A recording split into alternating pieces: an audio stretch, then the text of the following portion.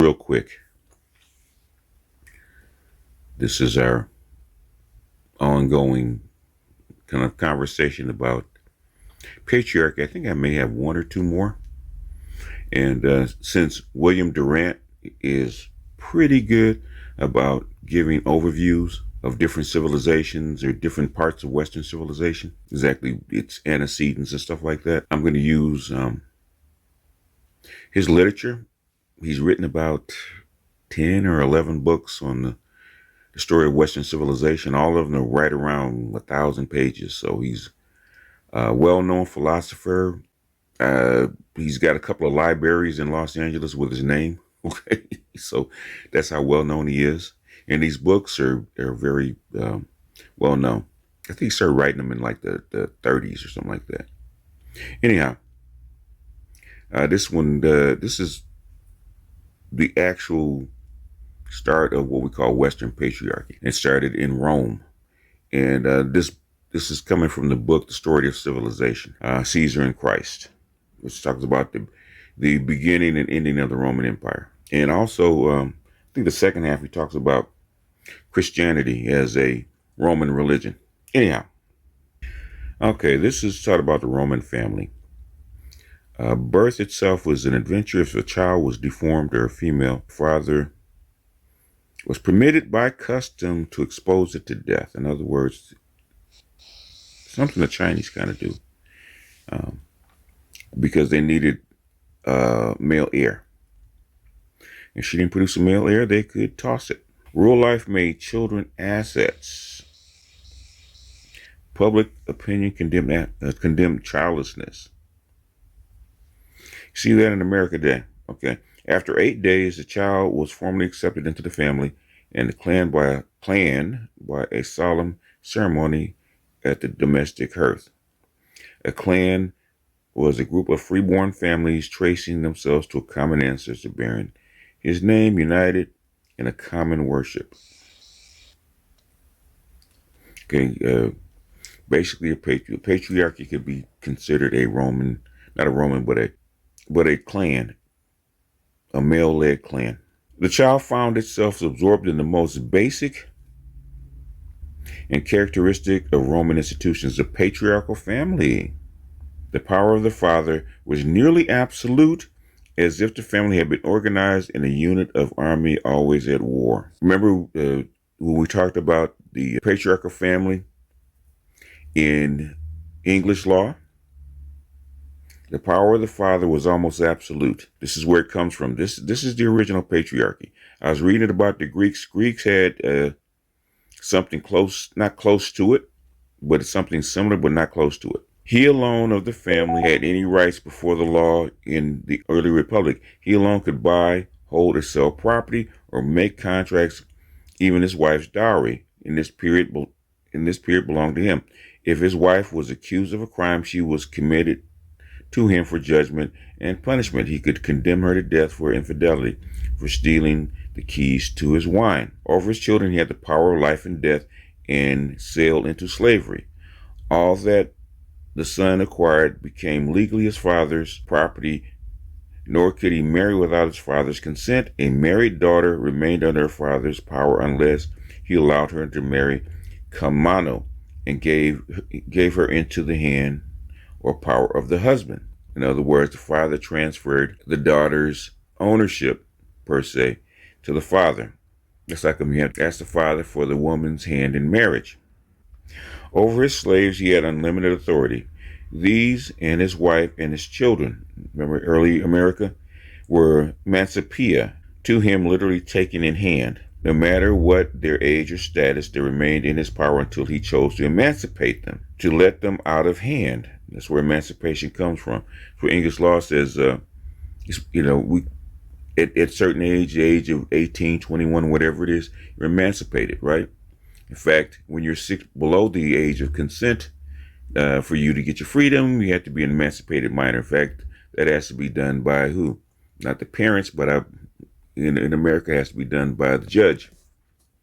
That's another story. To let them out of hand. The rights of the paterfamilias were checked to some degree by custom, public opinion, and the clan council. The clan council would be like the court of chancery in England, and Praetorian law. Otherwise, they lasted to his death and could not be ended by his insanity or even by his own choice.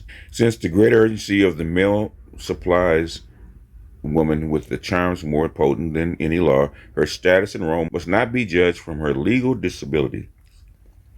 She was not allowed to appear in court, even as a witness. Widowed, she could not claim any dowry right in her husband's estate. He might, if he wished, leave her nothing. At every age of her life, she was under the tutelage of a man, her father, her brother, her husband, her son, or guardian, without whose consent she could not marry or dispose of property. In other words, women in a patriarchy, classical patriarchy, have no rights. If you look back to English law, women in marriage had no rights. She had no claim to the children. She had no claim to property, even if it was hers. I think they were talking about how George Washington got rich. He married for Mary. I think it was Mary Washington to have any kind of power. She had to get married, right? And George Washington claimed her inheritance, which was her estate and slaves. It's very common. This is a patriarchy. Patriarchy is a system. And it's an ancient system. It's a system that hasn't changed all that much since Rome. I mean, up to the custody of infants. That's how come the custody of infants was so important. That changed patriarchal law in Europe that had been around for over 2,000 years. It changed the way it was done. It gave women rights. Women had no rights in a patriarchy until the custody of infants. So what we think of as a patriarchy, we think of the way things are because they've been around for a couple hundred years, that if you start reading, it's not a classical patriarchy. And there's a difference between what we have now and what we have then. This is really, what we live in the United States today is really a classical matriarchy. Classical matriarchy, which is a egalitarian society. When I actually do the Greeks, we're going to actually go through the Minoan or the Crete society. The Crete society, according to Mr. Durant, was a classical matriarchy, similar to what Egypt was, where women did have rights. Women did have their own independence. They had their own say-so. In fact, the Crete's goddesses were female. Classical Crete or Minoan goddesses were female. Also, you got to remember the Cretes were under the Cretes had adopted a lot of their beliefs under what? From Egypt. They had borrowed a lot of their stuff from the Mediterranean, from Egypt, because if you think about the Cretan bull, that's Taurus. That's Memphite theology, which is a balance between male and female.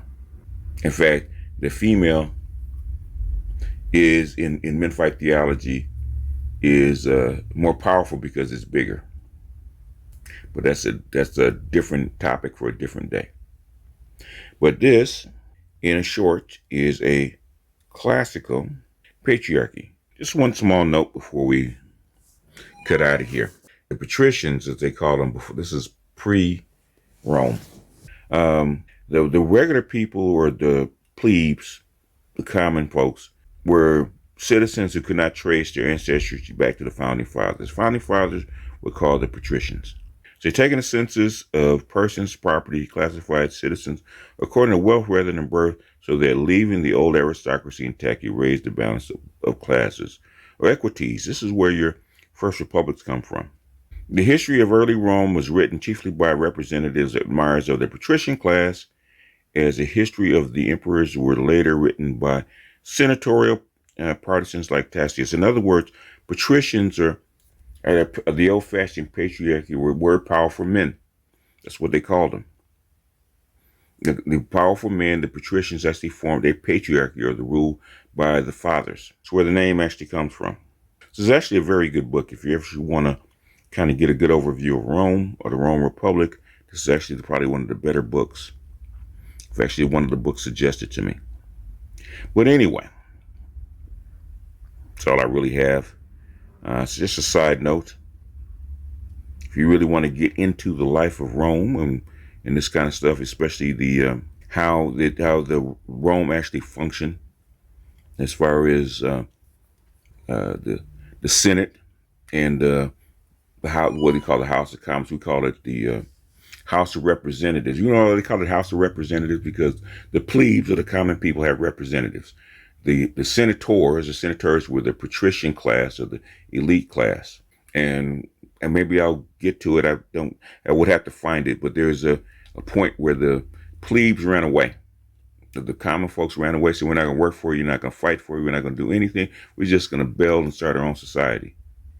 And the patricians or the founding fathers could not encourage these people to come back, so they finally made a form of government to where the plebes or the common people had a representative or representatives, which is their house. The House of Plebes, the House of Representatives, is the first Roman Republic, which our country is actually based on. But that's another story for another day. But with that, I'm about to offer you this BGS out, and I'll see you guys on the next one. Peace.